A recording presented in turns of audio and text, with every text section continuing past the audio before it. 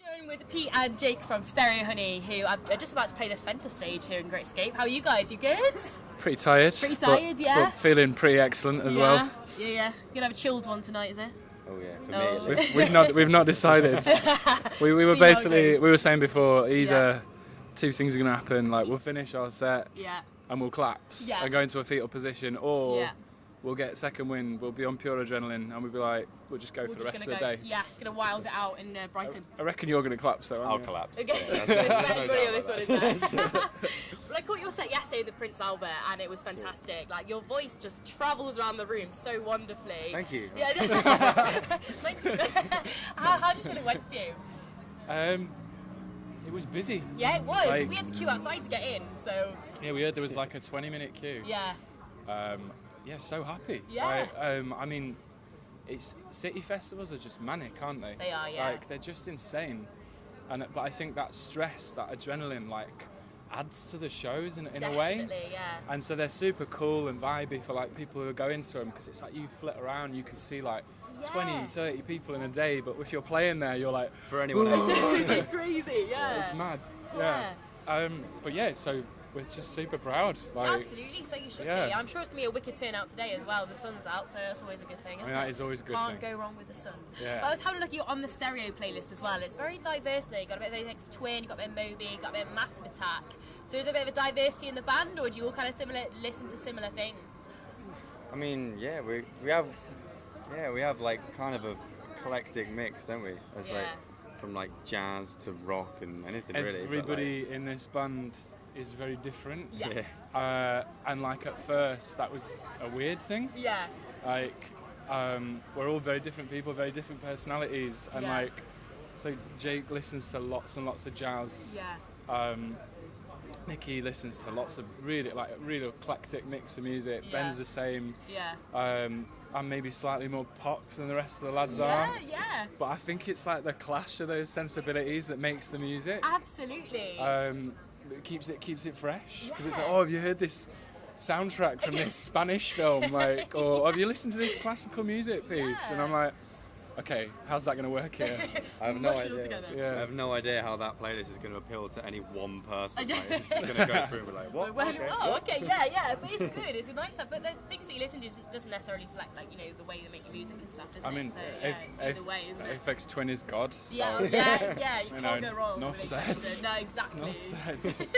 And Monuments is a wonderful EP as well. Thank you it's very gorgeous. much. It's so nice. I love Angel off there. I think it's lovely. Thank you very much. I was having a little read about kind of like how you wrote the kind of EP and stuff, and it was about like it's called Monuments because you looked at kind of landmarks and things and crafted some stories. So that must have been a really nice way of writing, and must have been really fun. Like you could almost say that the EP was about like awful, morbid British landmarks. Yeah. So Anthony Gormley's statue. Yeah. Which I think most like northeasters hate. Yeah. Like, because it's fairly unsightly, but it's, to me it's kind of beautiful as well. Yeah. It sort of toes that line between like ghastly and like awe-inspiring. Yeah, absolutely. And then Morecambe Bay, obviously, like I played there as a kid. When I was a lad, like I played on that beach. Yeah.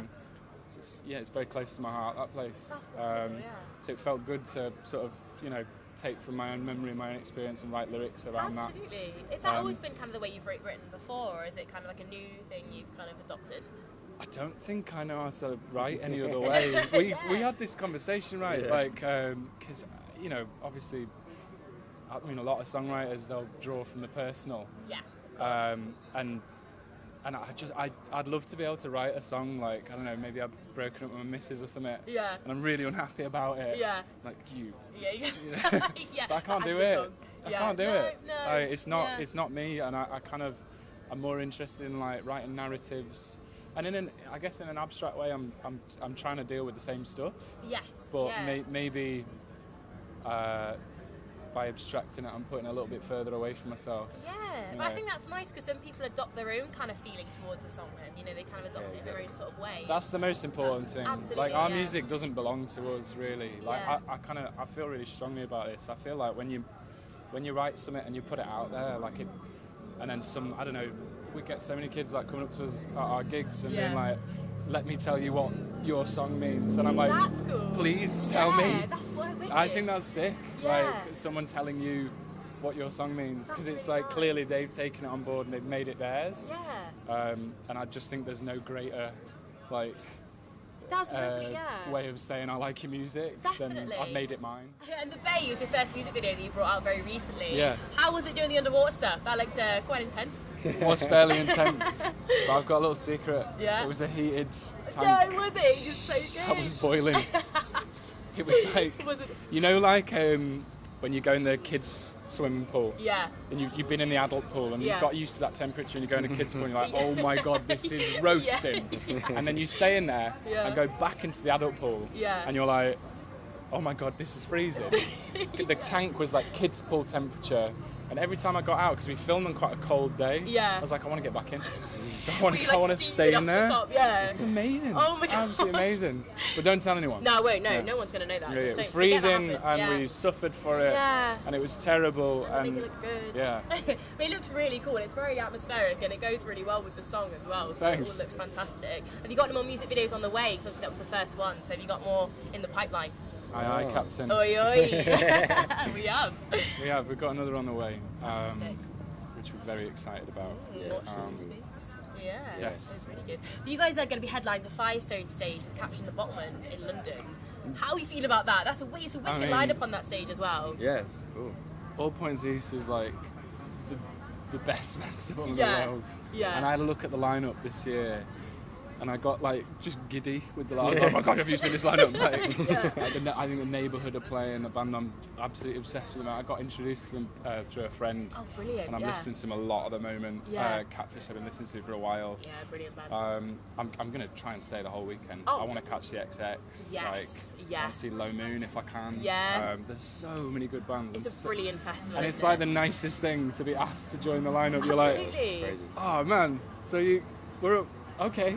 Yeah, we'll do that. Exactly, and to head down the stage because Yanaka and all those are on the stages as well, so it's all like upcoming, like really exciting bands, and I think it's a really cool stage. Yeah, man, it's gonna be really fun to watch. Absolutely. Hopefully the sun will shine for you as well. That would be nice. Fingers crossed. I was having a look at your 7 Layers session as well of What Makes a Man, your new single. And it was amazing. It's so nice to hear him stripped back because like your voice literally just resonates around and it's like gorgeous. So would you kind of start? Stop it! You're making me blush, mate. Stop it now. Stop it now. Do they kind of start quite acoustic the songs, then you kind of bring in like the instruments and a bit more like musicality to it? Some of them do. Some of them do. Some of them don't. Nicky, our guitarist, he's got one solid mantra. Yeah. And he's often repeating it. And he's like, if you strip something down to its bare parts and it works, it means it's a good song. Absolutely. Oh god, yeah. So like when we wrote the Monuments EP, we were really excited for the opportunity to turn them into stripped back acoustic versions because we were like, it just gives the songs like a new lease of life. It does, yeah. And I think like performing acoustically or recording acoustically, it just it freshens stuff up. Yeah. Like and it's good fun. Like and it gives I don't know, it gives the performance new meaning. Like it's good. You've got loads of festivals coming up as well. So how are you feeling about the summer? You must be buzzing. Really excited. Yes. Yeah. Gonna be a busy one. We're busy boys. Yeah. Which is no bad thing. No, of course. Musicians need work. They do. I'm saying. Yeah. Working on the stage.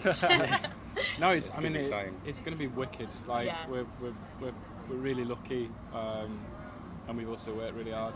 Absolutely, yeah, you deserve it, yeah. And I don't know, like this is the first summer where we're actually, we're doing the festival season properly. Yes. Yeah. But I haven't actually been to many festivals, so it's going to be a bit strange. Like I went to Isle of Wight when I was like 15 or something, and then since then it's just gonna be a bit weird just to be at them all. Yeah, this is it. Playing them's even better, isn't it? So you're on the stage, so you're always winning there. I think I went to Secret Garden Party once. Oh, did you? And I don't think I've been to a single other festival. And now I'm exactly the same. Like proper festival virgins. Yeah, and after this summer we won't be. No, we live in the dream. We'll be old pros. Come of age with like in the festivals. suntan fishnet vests. Like fisherman's proper caps. Brits abroad, Exactly. I like that. Exactly. What's like your top 3 songs that you listen to on the road? Do you have like songs that pump you up before a show or before a festival? Driving songs, no? Ooh. Yeah, we have. I don't think of one album that comes to mind. War on Drugs. Yeah. Right? So me and Jake are obsessed with like Lost in the Dream, right? Yeah. Because Deeper Understanding is good too, right? Yeah. I mean, they're both amazing. Yeah. Well, it's just like that album. Yeah. He does this thing, right? Where he's in his car. Yeah. In a sort of slouch, and we were travelling to, was it Wales? Oh yeah. Oh, yeah. And the rain is coming down. The weather's like a white kind of haze everywhere through the mountains. And it's just like. And both of us were just like. Chilling. That was amazing until we got out the radio or the album went off. Yeah. And then we opened the door and it's like. Yeah. I'm quite partial to a bit of Beach House. Oh yes. So I love that album Bloom. Yes. Yeah. And the song Myth. Oh yeah, I know it. I mean that song just gives you tingles in it. Like all the hairs on my body just stand on end. Like it's ridiculous. The way you produce it is wonderful, isn't it? Yeah, they're an nice. insane band. And then if it's late, bit of jazz. Ooh, yeah. Oh yeah, a bit of jazz. Like jazz. P has to listen to it reluctantly. That's when I'm just like, right, I'm driving, I'm calling the shots. Yeah. But for me, I'm listening to a lot of Sam Fender. Sam Fender's wicked. Yeah, he's a brilliant artist. He's the real deal. Yeah. And he's just such a nice lad. Yeah, what dude as well. Proper talent. We were lucky enough to play a few shows with him a couple of weeks ago. Oh yes, I did see that. Yeah. And all of them, all the lads are just totally sound. Oh, it's fantastic. Yeah, and his music's solid as well. It is, yeah. You guys must fit the bill really well as well. It must have been nice to stay with him. It's wicked. So what's next for you guys? What's next on the horizon? What are we going to expect? Any more EPs? Anything else? Got something cooking. Ooh, cooking in the oven. Got a little something cooking. Yeah. Can't say much more than that. Okay. But, keep your ears and eyes peeled. Stereo. Something coming. Well, just to finish off, I've been giving the bands a little bit of a brain teaser. And so if you could take a track back to the early 90s, I did see Moby was on your playlist. So if you could go back to early 90s and record one of your tracks in the style of Moby, what one of your tracks would you take? Well, that's such a good question. It's on the spot one. Oh, got it. I mean, it's got to be When No One Knows, right? That's got a fairly 90s. Yeah. Like, could you imagine like take a Moby vibe and put like an almost drum and bass, liquidy kind of vibe with like a proper old school. That's it. That's good. That's good. It's the quickest one we've had, I think. Liquid DMB When No One Knows Your Name. Yeah. Ooh. Can you make that? Can you try and do that? Oh my God, yeah, we can. Yeah, write that down quick. Well, guys, thank you so much for chatting to me today, and best of luck today. I'm sure it's going to be just as good as yesterday. Thank you very much.